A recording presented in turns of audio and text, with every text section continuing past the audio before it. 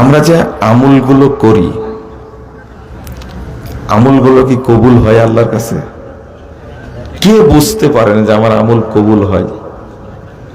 এমন কেউ আছেন? আপনার কি মনে হয় যে মনে হয় কবুল হচ্ছে? কার মনে হয়? এরকম কেউ আছেন? যদি এরকম মনে না হয় তাহলে কিন্তু কবুল হবে না। আপনার মনে আস্থাশীল হতে হবে আপনাকে মানসিকভাবে, যে আমি 2 রাকাত সালাত পড়লাম, কবুল হয়েছে, মনে হয় কবুল হয়েছে।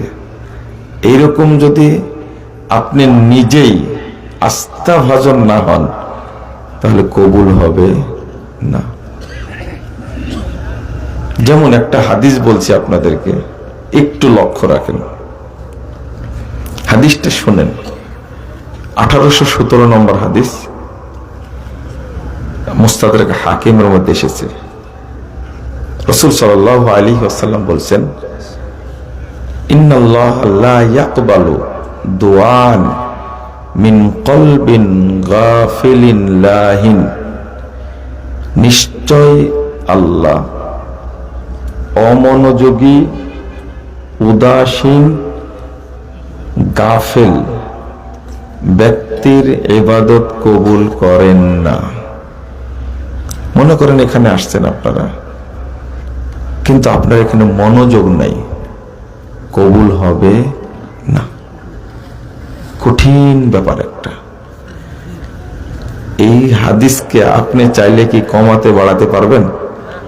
কিয়ামত পর্যন্ত কিন্তু এইভাবেই থাকবে, এবং এটাই চূড়ান্ত সত্য। কেন কবুল হয় না?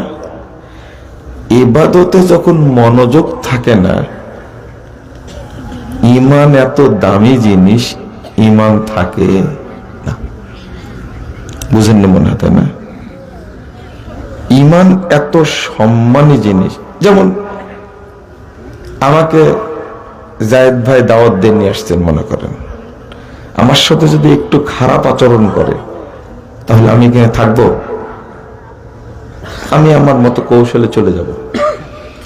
ঠিক ঈমানকে যে সম্মান করে না, ঈমানকে যে দাম দেয় না, ঈমান তার মধ্যে থাকে না। বুঝাতে পারলাম না মনে হয়, তাই না? এই যে এখন আপনি মনোযোগী না, মানে একটা উদাহরণ দিচ্ছি, মনোযোগী না, তাহলে বুঝতে হবে আপনার মধ্যে কি নাই। আর এই অবস্থায় ইবাদত করলে, এই অবস্থায় যদি আপনি